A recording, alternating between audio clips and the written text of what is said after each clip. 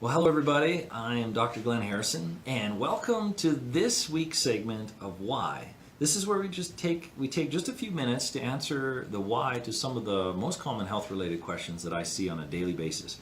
I'm going to pick up this week. I'm going to pick up from the last video. So if you haven't watched the previous video, because we talked about the causes of cholesterol and what makes cholesterol, so you have an understanding of it. So I'm going to pick up today on what you can do to actually bring down your bad cholesterol, your LDL, and what you can do to bring up your HDL cholesterol, your good cholesterol. So this is extremely important because heart disease is one of the leading causes of death in North America, and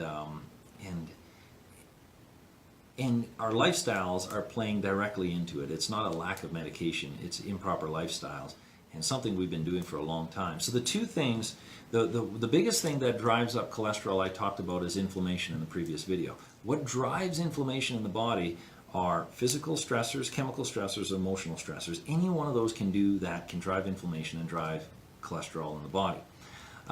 So we got to remove some of those.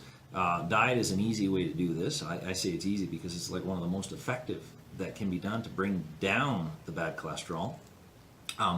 The big thing that you want to stay away from, the two things that you want to stay away from to drive heart disease and drive the bad cholesterol are sweet foods, sugary foods. High sugar content foods will drive your cholesterol up every day of the week.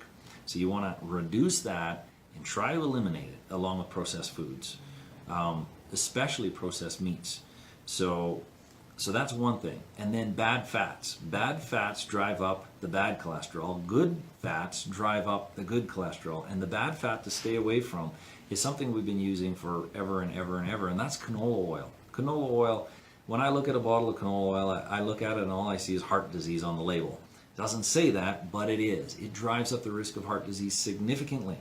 And it's also called vegetable oil, but there is no sign of vegetables in canola oil or vegetable oil. It's extremely misleading. So stay away from those processed foods, high sugary foods, and canola oil. That's number one. Number two, the thing you can do to drive the good cholesterol are consume healthy fats. Now, in moderation, because we do see some of even the healthy fats can bring up the bad cholesterol. But the good fats that you would want to add a little bit in all the time, and that would be like olive oil and coconut oils and avocado oils. Those are healthy fats. Too much, of course, can be problematic, but you look at the countries that consume a lot of these fats, they have the best hearts on the planet. So we should follow what they're doing. So that's a food piece that we can look at, specifically the fats. But another thing to do to drive up HDL, if you look at elite athletes and most bodybuilders, they have some of the highest HDL as well from a physical activity standpoint. One of the best physical activities that you can do to drive high density lipoprotein or the good cholesterol, HDL, is resistance activities, putting on lean muscle mass. That drives blood flow. The heart loves that. But again, if you're taking on any kind of physical activity, make sure you're working with somebody that knows it and you're not pushing yourself too hard, because that's not good either. But high resistance or high intensity resistance activity tends to be the best. So look at those foods, those fats, stay away from those certain fats and certain foods, and drive your activity level up a little bit. That will transform your heart health and any risk, or reduce any risk of cardiovascular illness, aka heart attacks and heart disease. So with that being said, I'm Dr. Glenn Harrison. I hope that was helpful.